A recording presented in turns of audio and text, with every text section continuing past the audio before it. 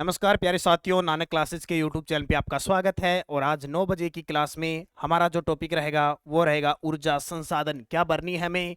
ऊर्जा भरनी है, ऊर्जा संसाधन 9 बजे। वैसे तो ये टाइम ऐसा चल रहा है कि लगभग विद्यार्थी सुस्त हुए पड़े हैं, लेकिन फिर भी ऊर्जा का संचार करना है क्योंकि आईपीएल का माहौल चल रहा है। इधर से सरकार आराम से सुस्त बैठी है, लेकिन फिर भी टॉपिक पढ़ेंगे ऊर्जा संसाधन।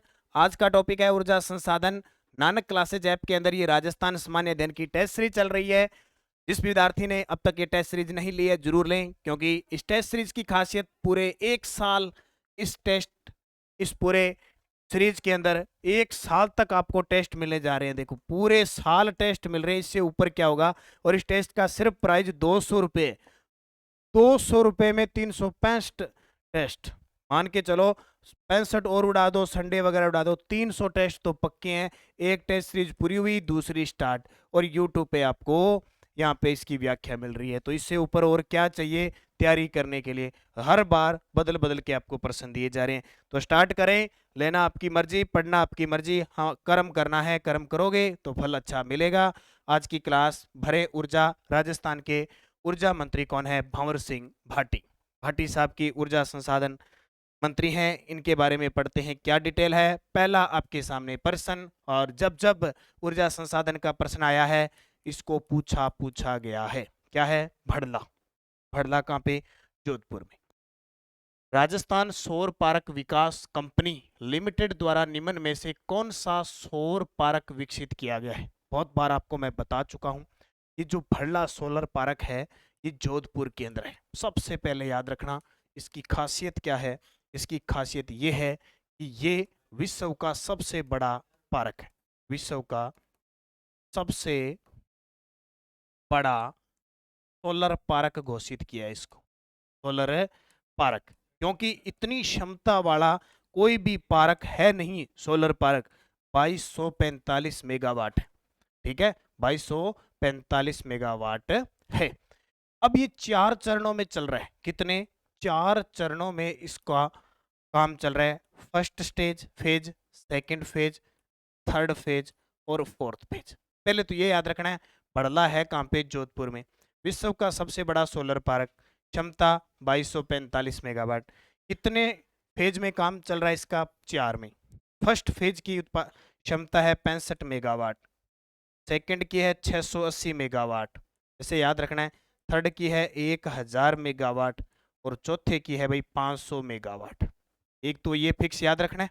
ठीक है, इसके बाद आपको क्या याद रखना है कि ये 65 मेगावाट है और ये 660, ये दोनों राजस्थान की जो सौर्य कंपनी है वो बना रही है। 1000 ये है, इसमें राजस्थान सरकार भी है, मेसर्स कंपनी भी है, इंडिया के भी कंपनी है। 2-3 कंपनियां काम कर रही है संयुक्त रूप से। और इसमें हमारे काम कर रहे हैं अडानी साहब। अडानी को दे दिया, बोले कोई बना दे ये लास्ट वाला। ठीक है, तो ये 4 स्टेज में काम कर रहे हैं। अब ये पूछ रहा है कि राजस्थान सौर्य पार्क विकास कंपनी कौन सा है? तो इसमें से देख लो। 500 वाली तो है नहीं, अडानी साहब बना रहे हैं। 1000 वाली मेसर्स कंपनी, राज्य सरकार मिलके। लेकिन ये दो है, ये राजस्थान सरकार है। तो उत्तर क्या आ जाएगा? Bhadla phase second, 660 megawatt. अब जिसने भी ऐप में टेस्ट नहीं लिया जरूर लेना, बहुत शानदार है ये। आपको टॉपिक मिल जाता है वहां पे कि जैसे आज टॉपिक ऊर्जा संसाधन था, 6 बजे टेस्ट मिल गया, 9 बजे व्याख्या। तो राजस्थान जीके को मजबूत करना है। और जहां तक मैं मानता हूं, राजस्थान के अगर आपको एग्जाम फाइट करने हैं ना, तो अगर आपका राजस्थान जीके और करंट मजबूत है तो आप बहुत कुछ हद तक बहुत सारे विद्यार्थियों से आगे होगा। ये चीज second grade, first grade college lecturer के और ये रीट के पेपर में देखा। और खास करके रीट लेवल फर्स्ट वाले विद्यार्थी देख लेना, जिसकी जीके करंट मजबूत था, लीड में है, बाकी सब के लिए बराबर आ गया। क्योंकि आजकल कंप्यूटर वगैरह तो ऐसे देते हैं जैसे पता नहीं आईआईटी से करके आते हैं, दूसरे ग्रह से आते हैं पर्सन, ऐसे आ जाते हैं। विज्ञान साइंस कह के तो एक बार तो ये बार साइंस के कंप्यूटर के देखो। तो ये पोर्शन जिसका मजबूत है ना, वो लीड लेगा, ये ध्यान रखना। अगला प्रश्न देखो। जलीपा कपूरडी तापीय विद्युत परियोजना का संबंध राजस्थान के किस जिले से? और प्रश्न टफ नहीं आते, बड़े सिंपल से प्रश्न आते हैं। जालिपा और कपूरडी दोनों ही बाड़मेर में है, लिग्नाइट कोयले पर आधारित है। किस पे? लिग्नाइट कोयले पर आधारित है, याद रखना। राजस्थान ऊर्जा विकास एजेंसी की स्थापना किस वर्ष हुई? अब ये टॉपिक है बड़ा शानदार। नाम सुना होगा रेडा, एक नाम सुना होगा RSPCL, इसकी स्थापना 1985, इसकी स्थापना 1995। इन दोनों को मिलाकर 9 अगस्त 2002 को बना दी अक्षय ऊर्जा निगम लिमिटेड, अक्षय ऊर्जा निगम लिमिटेड, जिसका काम क्या, जिसका काम राज्य के अंदर जितने भी गैर परंपरागत का मतलब क्या हुआ, सौर ऊर्जा, पवन ऊर्जा, बायोमास, बायोगैस, ज्वारीय ऊर्जा, ये जो गैर परंपरागत ऊर्जा स्रोत है उनका संरक्षण करना, उनका विकास करने का काम है। पहले रेडा थी 1985 जिसको कहते हैं राजस्थान ऊर्जा विकास एजेंसी, RSPCL थी 1995, दोनों को मर्ज करके 9 अगस्त 2002 को बना दी अक्षय ऊर्जा निगम लिमिटेड। बहुत बार प्रश्न आता है कि राजस्थान में गैर परंपरागत ऊर्जा संरक्षण का विकास संरक्षण करने के लिए कौन सी संस्था स्थापित है, तो अक्षय ऊर्जा निगम। तो ये पूछ रहा है राजस्थान ऊर्जा विकास एजेंसी। अब इनके पूरे नाम भी याद रखने हैं क्योंकि राजस्थान एनर्जी डेवलपमेंट एजेंसी है ये, तो पेपर में तो जरूरी थोड़ी है रेडा आ जाए, ठीक है, नाम ऐसा आ जाए तो आपको याद रखना 1985 इसका उत्तर हो जाएगा। अगला अगला प्रश्न देखो, कोटा सुपर थर्मल पावर विद्युत परियोजना के बारे में असत्य कथन बताइए। अब देखो यहां से एक इंपॉर्टेंट प्रश्न आपके लिए निकलने आएगा। कोटा सुपर थर्मल पावर, एक है सूरतगढ़ के अंदर, एक हम सुनते हैं छबड़ा के अंदर, एक हम सुनते हैं काली सिंध। यहां से प्रश्न फिक्स है, काली सिंध कहां पे है, झालावाड़ में, छबड़ा कहां पे है, बारा में, सूरतगढ़ श्री गंगानगर में, कोटा कोटा में, ठीक है। अब देखो क्या है कि एक होता है, हम कहते हैं कि राजस्थान का पहला थर्मल पावर कौन सा है, सीधा पूछे थर्मल पावर पहला राजस्थान का, वो है कोटा। राजस्थान का पहला थर्मल पावर है कोटा। आपसे पूछे राजस्थान का पहला सुपर थर्मल पावर, पहला सुपर थर्मल पावर वो है सूरतगढ़, कौन सा है, सूरतगढ़। और आपसे पूछे राजस्थान का पहला super critical thermal power, critical thermal power वो कौन सा हो जाएगा, वो हो जाएगा 12। अब भाई अंतर क्या है इसमें, थर्मल पावर तो सीधा नॉर्मल हो गया, सबसे पहला कोटा था 1978 में, ये बार बार प्रश्न आ रहा है। अब आपको याद रखना है कि सुपर थर्मल पावर कौन सा होता है, ऐसा थर्मल पावर जिसकी संयंत्र की विद्युत उत्पादन क्षमता 1000 मेगावाट है, वो सबसे पहला सूरतगढ़ है। सुपर क्रिटिकल का मतलब होता है जिसकी एक इकाई 500 मेगावाट है, जिसकी एक इकाई 500 मेगावाट की होती है, वो सुपर क्रिटिकल होता है। 3 प्रश्न आपके सामने बन गए कि पहला थर्मल पावर कोटा, पहला सुपर थर्मल पावर सूरतगढ़ और पहला सुपर क्रिटिकल थर्मल पावर 12 के अंदर। समझ में आ गई, बढ़िया तरीका में याद कर लियो, बहुत शानदार चीज है, पेपर में आ भैया। अब और आगे प्रश्न आएगा मैं चर्चा करूंगा। इसका प्रारंभ 1978 में किया गया, सही है। प्रथम चरण की इकाई जनवरी 1983 में उत्पादन शुरू हुआ, ये भी सही है। 2009 में इसकी 7वीं इकाई ने उत्पादन शुरू कर लिया, ये भी सही है। ये मध्य प्रदेश और राजस्थान की संयुक्त परियोजना है, बात गलत है, राजस्थान का है ये ताप्य है, ये मध्य प्रदेश गुजरात का कोई, राजस्थान का कोई मतलब, ये तो हम पढ़ेंगे चंबल परियोजना। अब एक चीज और याद रखना, मैं यही बता देता हूँ, सूरतगढ़ थर्मल पावर की जो विद्युत उत्पादन क्षमता है वर्तमान में 2820 मेगावाट है, छबड़ा की है 2320 मेगावाट, कोटा की है 1240 मेगावाट, 1240 मेगावाट। इतनी बात थाना ध्यान रखनी, शानदार है, इसको याद रखना। अगला, प्रधानमंत्री कुसुम योजना का प्रमुख स्लोगन क्या है। प्रधानमंत्री कुसुम योजना चली 2019-20 के बजट में घोषणा की थी और 2021 में इसकी स्टार्ट हो गई। 2021 में राजस्थान में पहला, पूरे भारत में राजस्थान में पहला कुसुम योजना के तहत संयंत्र लगा था, के तहत सौर ऊर्जा संयंत्र,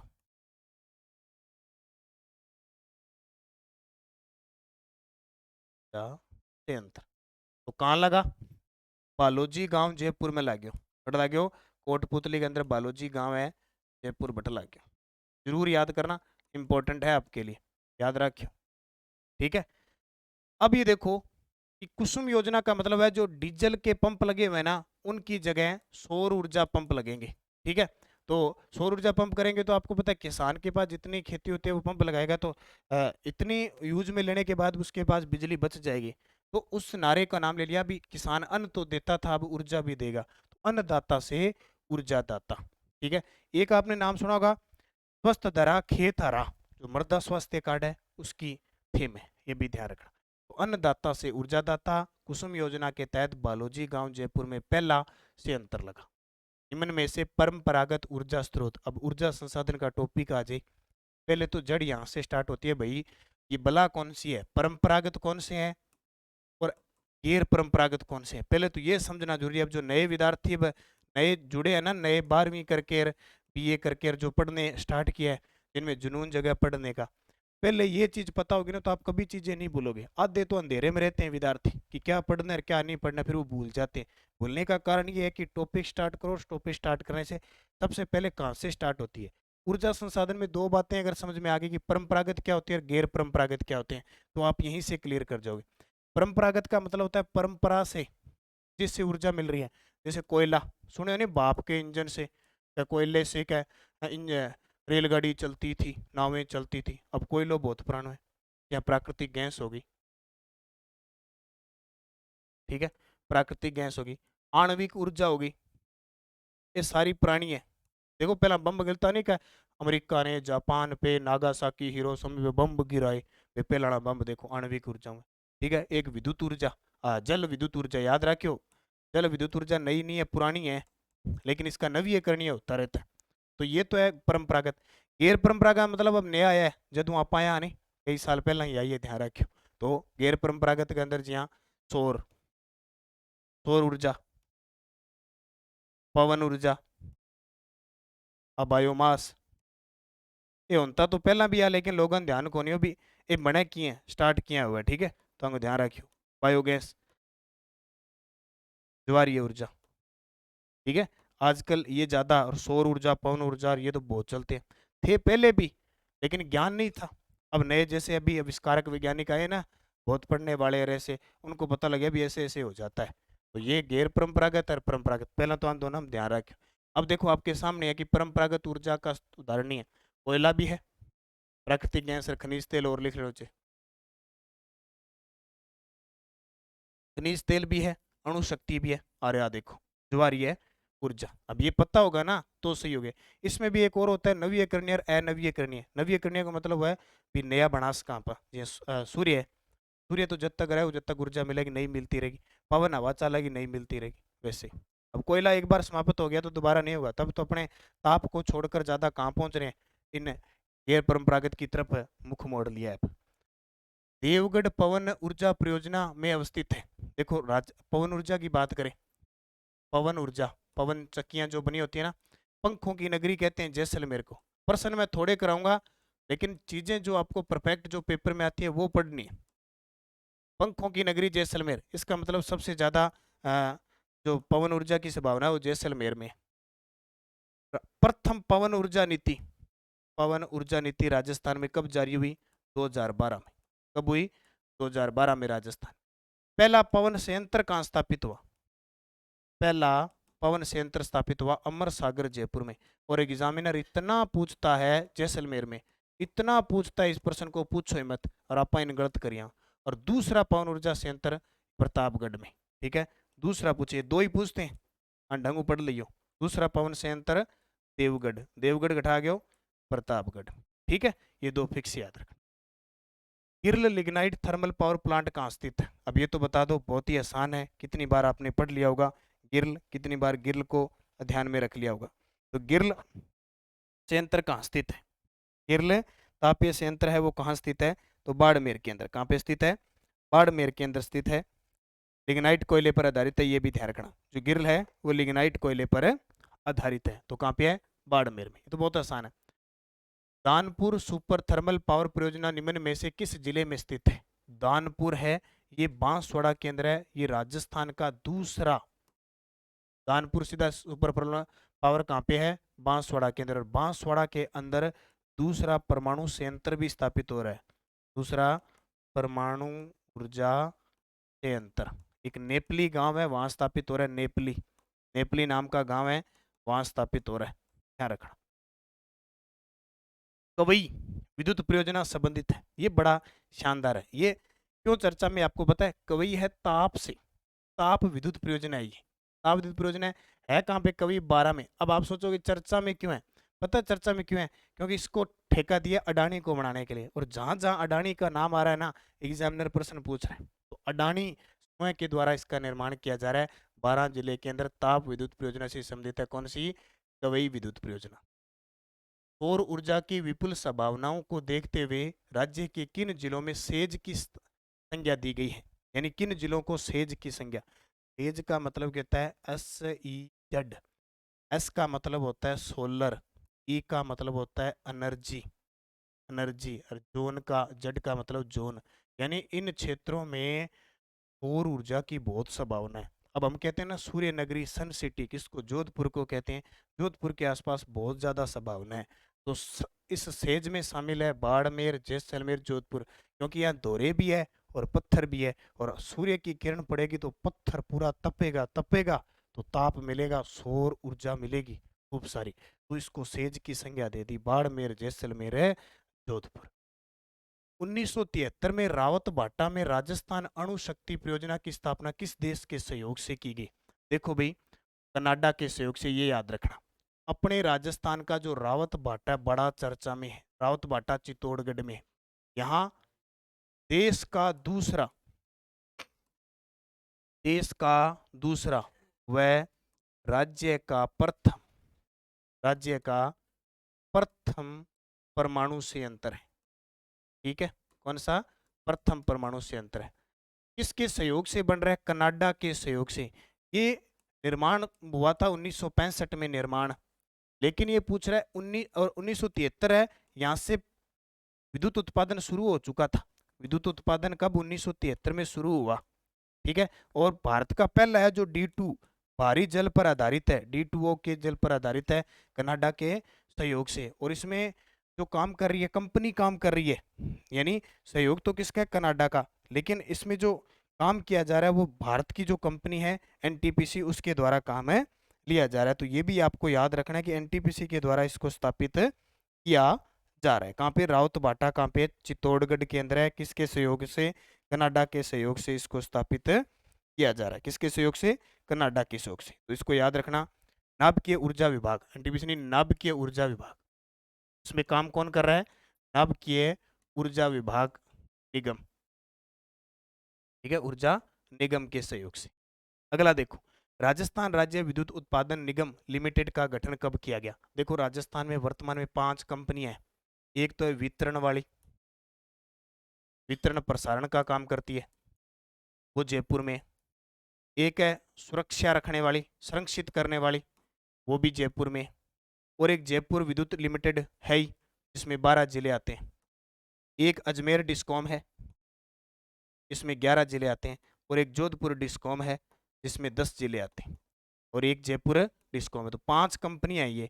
इनकी स्थापना 19 जुलाई 2000 को हुई थी। बहुत बार प्रश्न आता है कि कितनी, 5 कंपनियों में से कितनी कंपनियां जयपुर के अंदर है, तो वितरण प्रसारण वाली जयपुर में, सुरक्षित और वो करने वाली जयपुर में, देखभाल करने वाली, और जयपुर डिस्कॉम जयपुर में। तो 3 हो गए, एक अजमेर में, एक जोधपुर में। जोधपुर में 10 जिले आते हैं, अजमेर में 11, और जयपुर में 12 जिले आते हैं।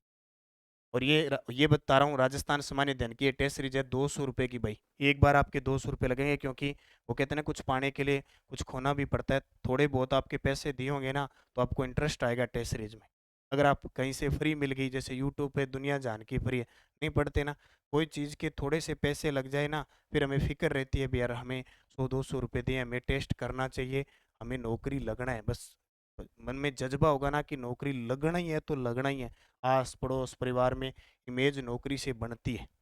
तो 100-200 रुपये दिए होंगे ना, उससे आपको ये लगेगा भी यार शाम को 6 बजे टेस्ट है, मैं दूंगा नहीं तो मेरे 200 रुपये ऐसे चले जाएंगे। फिर मैंने जो गलत किया ना पर्सन, मैं यूट्यूब पे देखूंगा। अब यूट्यूब पे फ्री मिल रही है ना क्लास आपको, देखो। तो आप ये टेस्ट सीरीज लेना, राजस्थान जीके की है, पूरे साल जीके मिलेगा।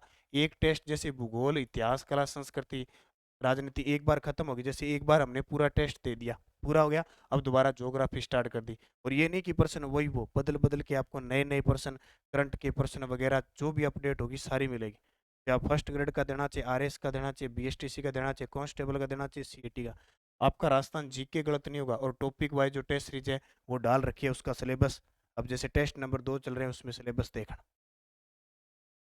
राजस्थान आर्थिक समीक्षा 2022-23 के अनुसार राज्य की समय की भागीदारी तापीय विद्युत क्षमता कितनी है। अब देखो ताजा आर्थिक समीक्षा 2022-23 के प्रश्न भी मैं करवा रहा हूँ, ये तो मैं पुराने नहीं, हर बार बदल बदल के प्रश्न आएंगे। तो है 7830 मेगावाट। ये क्या पूछ रहा है कि राज्य की समय की भागीदारी, समय का मतलब सरकार खुद जो संयंत्र लगा रखा है, एक होता है अपने केंद्र सरकार के सहयोग से होता है, और कई राज्यों के सहयोग से होता है, लेकिन अपने राज्य की खुद की समय की भागीदारी में 7830 मेगावाट विद्युत क्षमता है। ये कौन सी है? तापीय। तापीय का मतलब क्या होता है? तापीय का मतलब होता है कोयले वाली। तापीय का मतलब होता है कोयला, कोयले से जो होती है उसका। अब देख लो डिटेल थोड़ी सी बता देता हूँ मैं आपको, तथ्य भी लेके आ गया ताकि दिक्कत नहीं हो। राजस्थान में ऊर्जा का प्रमुख तापीय शक्ति से देखो कोयला, गैस, नेफ्ता, तेल और तरल ईंधन है, ये ताप में आते हैं। आर्थिक समीक्षा 2022-23 के अनुसार राजस्थान में टोटल जो विद्युत है वो 23,887 मेगावाट क्षमता है, अधिष्ठापित क्षमता। ये प्रश्न तो आएगा पेपर में श्योर है, आर्थिक समीक्षा 2022-23 के अनुसार। अब देखो नीचे, ताप शक्ति से उत्पादित अधिष्ठापित क्षमता राज्य की समय की भागीदारी से होता है 7830 मेगावाट। केंद्रीय परियोजनाओं से राज्य को मिलती है 1916 मेगावाट। यानी राजस्थान खुद, जैसे सूरतगढ़ है, छबड़ा है, काली सिंध है, इनसे कोटा से तो 7830 है, जबकि केंद्रीय परियोजनाओं से राजस्थान को मिलती है 1916 मेगावाट। तो आपको पॉइंट कितने याद करने? टोटल राजस्थान के 23,487, उसमें से तापीय राजस्थान के 7830 और केंद्र से मिलती है 1916। आर्थिक समीक्षा 2022-23 के अनुसार गैर परंपरागत ऊर्जा स्रोतों में सर्वाधिक विद्युत किससे प्राप्त होती है? अब गैर परंपरागत समझ गया आप, सौर ऊर्जा, पवन ऊर्जा, बायोमास, बायोगैस, ज्वारीय ऊर्जा। अब इनमें से, इतनों में से राजस्थान में सबसे ज्यादा विद्युत किससे प्राप्त होती है? पवन ऊर्जा से। अब बहुत सारे विद्यार्थियों के दिमाग में आएगा, टेस्ट दिया है नहीं आपने तो आपने सौर ऊर्जा उत्तर किया होगा, लेकिन सौर ऊर्जा है नहीं ये। अगर ये पूछता ना सर्वाधिक उत्पादन क्षमता किसकी है, तो आप सौर ऊर्जा करते। वर्तमान में पूरे देश के अंदर राजस्थान सौर ऊर्जा उत्पादन क्षमता में नंबर 1 है, ठीक है, लेकिन पवन ऊर्जा में राजस्थान 5 नंबर पे। तो सौर ऊर्जा में उत्पादन क्षमता तो नंबर 1 है, लेकिन ये पूछ रहा है कि आपको विद्युत वर्तमान में किससे सबसे ज्यादा मिल रही है? पवन से ज्यादा मिल रही है, न कि सौर से। सौर की क्षमता ज्यादा है। तो अब ये प्रश्न लगभग विद्यार्थियों ने गलत किया होगा। क्यों? सीधा आता है कि पूरे देश में सबसे ज्यादा सौर ऊर्जा क्षमता, सौर ऊर्जा में राजस्थान है, लेकिन क्षमता तो है। वो कहते हैं ना आप में क्षमता है आरएस बनने की, लेकिन आप कांस्टेबल का पेपर दे रहे हो, आपके दिमाग में आता है कि मैं इतना पढ़ता हूँ मैं आईएएस दे सकता हूँ, आरएस क्षमता आप में इतनी है, लेकिन आप घबरा जाते हो कांस्टेबल के पेपर में। आप कॉलेज लेक्चरर बनना चाहते हो, फर्स्ट ग्रेड बनना चाहते हो, लेकिन आप रीट भर्ती आते ही आप पिघल जाते हो और सब कुछ छोड़ के रीट के पीछे लग जाते हो। होता है ना ऐसा? वो क्षमता है, क्षमता ज्यादा इसकी है, लेकिन उत्पादन इसका पवन ऊर्जा का सबसे ज्यादा हो रहा है राजस्थान। अब देखो थोड़ी सी डिटेल बता देता हूँ।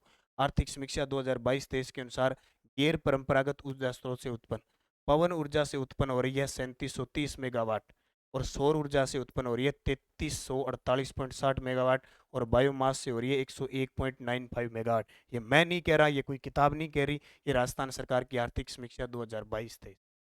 अब देख लो, सौर ऊर्जा की राजस्थान में अधिष्ठापित क्षमता है 16,060 मेगावाट। इतनी है कि नहीं? है ना? ये सिर्फ क्षमता है, जिस दिन होगी अलग बात है, लेकिन हो रही है इतनी 3348.60, और पवन ऊर्जा की देखो 3730 मेगावाट। तो उत्तर क्या आएगा इसका? आएगा कि नहीं आएगा? अब 9 बजे की क्लास देखने का ये फायदा मिलेगा कि ये चीजें मिलेगी, हालांकि वहाँ तथ्य में डाले हुए हैं, बहुत सारे विद्यार्थियों के वहां समझ में भी नहीं आई होगी बात। प्रश्न थोड़े लेकिन क्लियर। राजस्थान आर्थिक समीक्षा 2022-23 के अनुसार नवंबर 2022 तक प्रदेश में अधिष्ठापित ऊर्जा क्षमता कितने? 23,487 मेगावाट। और इसमें भी देखो 22-23 में कितनी आ गई? 23,487.46 मेगावाट। 21-22 में थी 23,452 मेगावाट, और 20-21 में थी 21,979। ये दोनों आंकड़े याद रख लेना। अगला देखो, इस वर्ष में सूरतगढ़ तापीय विद्युत केंद्र थर्मल पावर स्टेशन की पहली इकाई ने अपना वाणिज्यिक संचालन ऑपरेशन प्रारंभ किया था। देखो 1998 में सूरतगढ़ थर्मल पावर बना था, लेकिन पहली इकाई स्टार्ट हुई फरवरी 1999 में। कब? फरवरी 1999 में। वर्तमान में कितनी इकाई काम कर रही है आपसे पूछे तो 8 इकाई। वो कई बार बंद हो जाती है, ठप्प हो जाती है, वो अलग बात है, वो नहीं करना कि सर चौथी इकाई तो बंद है अभी, वो चल जाती है, लेकिन इकाइयां 8। और इससे कितनी विद्युत मिल रही है? क्षमता कितनी है? 2800 मेगावाट। निम्नलिखित में से राजस्थान के कौन से नगर नवीन व नवीकरणीय ऊर्जा मंत्रालय द्वारा सोलर सिटी के रूप में चयनित किए गए? ये प्रश्न देखो, वो है सेज, ये है सोलर सिटी के रूप में विकसित। अब सोलर सिटी के रूप में कौन कौन से हैं मुझे कमेंट करके बताओ जल्दी से। सोलर सिटी के रूप में कौन से? इतने में मैं थोड़ा सा जल ग्रहण कर लेता हूँ। कमेंट आने चाहिए, आप सभी के विद्यार्थी, पता होना चाहिए आपको, ऐसे नहीं कि आप छोड़ दो।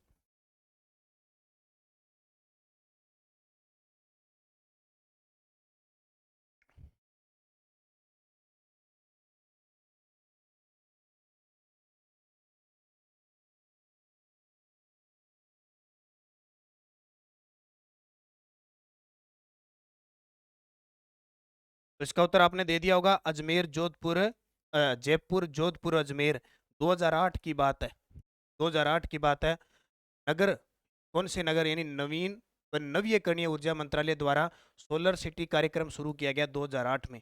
इसमें जयपुर, जोधपुर और अजमेर शामिल है। और छोटे शहरों में पूछे तो अभी शामिल किया है जैसलमेर और पुष्कर। ये छोटे शहरों के अंदर है, जैसलमेर और पुष्कर, इनको सोलर सिटी भी बनाया जाएगा। इस जल विद्युत परियोजना में राजस्थान सरकार ने पड़ोसी राज्यों के साथ सहभागिता की है। यानी कौन से हैं? पड़ोसियों के साथ। जैसे भाखड़ा नागल परियोजना है, सुना है ना आप आपने? राजस्थान प्लस पंजाब और हरियाणा की संयुक्त परियोजना है। ठीक है, गंगानगर हनुमानगढ़ को सिंचाई होती है। चंबल परियोजना में राजस्थान और इसका मध्य प्रदेश का भाग है 50-50, 386 मेगावाट। और व्यास परियोजना में भी राजस्थान, पंजाब और हरियाणा की संयुक्त परियोजना है। तो 3-3 की होगी, तो उत्तर आ जाएगा दिए गए सभी विकल्प। जैसे माही परियोजना, माही परियोजना किस किस की है? राजस्थान और गुजरात की है। ठीक है, तो ये संयुक्त साझेदारी होगी। निम्न में से कौन सी सौर ऊर्जा परियोजना नहीं है? देखो सौर ऊर्जा परियोजना नहीं है, अब ये भी याद रखना, ये भी प्रश्न आता है। सर नागौर वाली है, गोरीर झुंझुनू वाली है, मोकला वाली भी है, बिथड़ी नहीं है। ये बिथड़ी पवन ऊर्जा की है। बिथड़ी किसकी है? पवन ऊर्जा की। अब देखो, हिमसर नागौर में है, गोरीर झुंझुनू में है, मोकला जैसलमेर में है, दुनिया जोधपुर में है, अगोरिया बाड़मेर। प्रश्न आता है, नोट कर लेना इसको, कि निम्न में से कौन सी सौर ऊर्जा परियोजना नहीं है? हिमसर वाली नागौर में 5 मेगावाट की है, गोरीर वाली झुंझुनू के अंदर 100 मेगावाट की है, मोकला जैसलमेर की है 50 मेगावाट की है, दुनिया जोधपुर की है 5 मेगावाट है, अंगोरिया बाड़मेर की है 50 मेगावाट। अब जहाँ कंफ्यूज वाले प्रश्न होते हैं ना, जिसने टेस्ट सीरीज ले रखी है, जिसने सॉल्यूशन देखा है, मैंने तथ्य के अंदर ये चीजें डाली है ताकि आप याद कर लो, और उनको छोड़ना नहीं है, सीधा अभी छोड़ के चलो, पढ़ना है उनको। तो खींवसर, गोरीर, मोकला, दुनिया, अंगोरिया। प्रश्न आ जाता है, अंगोरिया सोलर पावर प्रोजेक्ट किस जिले में? दुनिया कहाँ पे है, मोकला कहाँ पे है, गोरीर कहाँ पे है, खींवसर। तो भाई अच्छे तरीके में बढ़िया याद कर लियो, जितना याद करोगे पेपर के टाइम उतने याद रहेंगे। अगला देखो, निम्न में से कौन सी तापीय परियोजना नहीं है? तापीय को मतलब समझ गया, कोयला हूँ, गैस हूँ, हाड़ला है, बदेसर है, दुनिया है, नवली है। अब देखो दुनिया है क्या, दुनिया अभी पढ़ के आए हैं, देखो यहाँ किसी है, सौर ऊर्जा है, यहाँ आ गई तापगी कौन। अब देखो हाड़ला, हाड़ला तापीय है, बीकानेर के अंदर 125 मेगावाट। बदेसर है बाड़मेर में 100 मेगावाट। नेवेली तापीय विद्युत परियोजना है बीकानेर में 500 मेगावाट। और कवई 1200 मेगावाट। नोट कर लो, हाड़ला, बदेसर, नेवेली लिग्नाइट वाली और कवई, ये सारी तापीय है। इसके अलावा दुनिया नहीं है, दुनिया सौर ऊर्जा की। निम्न में से कौन सा पेट्रोलियम खनन जैसलमेर में नहीं है? पेट्रोलियम की बात है, कल मैंने खनिज संसाधन में आपको बताया था कि राजस्थान में 4 बेसिन है, 14 जिलों के अंदर है, 1,50,000 वर्ग किलोमीटर में संभावना है। मनोहर टिब्बा है जैसलमेर में, तनोट डांडेवाला है, गोटारू है, मंगला नहीं है, मंगला तेल का कुआं बाड़मेर के। देखो वर्तमान में राज्य में पेट्रोलियम खनन क्षेत्र, ये जो हिंदी ग्रंथ वो अकादमी की पुस्तक है उसमें जो विश्लेषण दिया है उसी के आधार पर बता रहा हूँ मैं। मनोहर टिब्बा जैसलमेर में है, तनोट डांडेवाला जैसलमेर में है, गोटारू जैसलमेर में है, बकरीवाला जैसलमेर में है, चिन्ने वाला जैसलमेर में है, भाग्य वाला जैसलमेर में है, मंगला बाड़मेर में है, भाग्य शक्ति बाड़मेर में है, Kameshwari west SGL development area और साउथ थरातरा। तो ठीक है, ये जितने भी कुएं कामेश्वरी, ऐश्वर्या, मंगला, दुर्गा, ये सारे बाड़मेर में है और ये बाकी यहाँ पे नॉर्मल है, ये तो आपने पढ़ा है। निम्न में से कौन सी पवन ऊर्जा परियोजना नहीं है? अब पवन पंखों की नगरी जैसलमेर में कौन नहीं है? गोरीर, अमर सागर, देवगढ़, बिथड़ी। अब जवाब दे दो, आपने पढ़ा होगा। देखो गोरीर हमने सौर ऊर्जा में पढ़ी थी तो यहाँ नहीं है। अमर सागर पहली परियोजना है पवन ऊर्जा राजस्थान की, दूसरी देवगढ़ है, और बिथड़ी भी पढ़ा था, ये भी पवन ऊर्जा की है। उत्तर आ जाएगा गोरीर। देखो राज्य में 14 अगस्त 1999 को प्रथम पवन ऊर्जा परियोजना जैसलमेर में प्रारंभ की गई। क्षमता इसकी 2 मेगावाट। इसे अमर सागर परियोजना के नाम से जाना जाता है। नोट करना, ये फिक्स ही आते हैं। दूसरी है देवगढ़ परियोजना, राज्य की दूसरी परियोजना है जो प्रतापगढ़ के अंदर है। इसकी स्थापना 6 मार्च 2014 को की गई। और तृतीय परियोजना है बिथड़ी पवन ऊर्जा परियोजना जो जोधपुर के फलोदी तहसील में है। अमर सागर जैसलमेर में, देवगढ़ प्रतापगढ़ में और बिथड़ी जोधपुर में। पॉइंट टू पॉइंट ये चीजें आपको याद रखनी। ग्रीन एनर्जी कॉरिडोर राजस्थान के कितने जिलों से गुजरता है? ग्रीन एनर्जी कॉरिडोर राजस्थान के कितने जिलों से गुजरता है? 5 जिलों। कितने? 5। देखो प्रश्न भी आया हुआ है। ग्रीन एनर्जी कॉरिडोर गुजरात के बनासकांठा से पंजाब के मोगा तक बनेगा। यह प्रदेश के 5 जिले अजमेर, चित्तौड़गढ़, नागौर, जोधपुर तथा बीकानेर से होकर गुजरेगा। यह सौर ऊर्जा विद्युत संचालन हेतु तैयार किया गया है। अब ये 5 जिले है ना, ये प्रश्न 2 बार एक पेपर में आ चुका है। मैं आपको बताता हूँ किस प्रकार का प्रश्न आया था। शायद पहले कई बार मैं आपको करवा चुका हूँ, लेकिन मैं बार बार क्या कर रहा हूँ, आपको प्रश्न चेंज कर करके सारी चीज़ें बताऊंगा।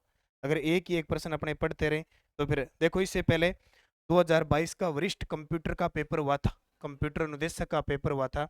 उसमें क्वेश्चन आया था ग्रीन एनर्जी कॉरिडोर राजस्थान के किन जिलों से गुजरेगा। वहां ऑप्शन दे रखा था बीकानेर, नागौर और जोधपुर। बाकी ऑप्शन अलग थे। ये 3 ऑप्शन दे रखे थे जो उत्तर सही है। अब देखो अपने पास कितने हैं? नागौर भी है, जोधपुर भी है और बीकानेर भी है। बच गया कौन सा? बीकानेर, नागौर, जोधपुर 3 है। अजमेर और चित्तौड़गढ़ और है। अब इस प्रश्न को दोबारा देख लेना। अब की बार प्रश्न रटा रटाया जरूरी नहीं है कि बीकानेर, नागौर, जोधपुर आ जाए। अजमेर और चित्तौड़गढ़ भी शामिल है, ये भी आ सकता है। राजस्थान ऊर्जा विकास एजेंसी रेडा का गठन कब किया गया? तो 1985 के अंदर किया गया था। और RSPCL इसका गठन कब हुआ? 1995। ठीक है, तो ये आज के 25% थे। मैंने आपको कह दिया क्वेश्चन कम मिलेंगे, लेकिन आपको अच्छे तरीके से पढ़ना है। जो चीज़ आपको टेस्ट में दे दी वहाँ इसका अध्ययन होगा, क्योंकि हम पूरे साल तक इसको टेस्ट सीरीज को चलाएंगे। पूरे साल तक बदल बदल के क्वेश्चन आपको मिलते रहेंगे। और आपको बता देता हूँ, नानक क्लासेज ऐप में ये टेस्ट सीरीज चल रही है सारी, 2nd ग्रेड की, 1st ग्रेड की, कॉलेज लेक्चरर की, राजस्थान अध्ययन की, आए हुए पेपरों की है, करंट की है, गोल्ड मेंबरशिप की है। गोल्ड मेंबरशिप में तो आप फ़ायदा ये है कि अगर 500 रुपये में लेते हो तो ये दुनिया जान के जितने भी टेस्ट हमारे जिस विभाग के चल रहे हैं वो सारे फ्री हैं। जल्दी SI की टेस्ट सीरीज शुरू करने जा रहे हैं, कल तक हो सकता है उसका लिंक मिल जाए। PTI 3rd ग्रेड की टेस्ट सीरीज कर रहे हैं और राजस्थान पुलिस 3 स्टार्ट करने जा रहे हैं। तो आप अभ्यास करें, अध्ययन करें और निरंतर प्रवाह में पढ़ते रहें। धन्यवाद। जय हिंद, जय भारत, जय राजस्थान।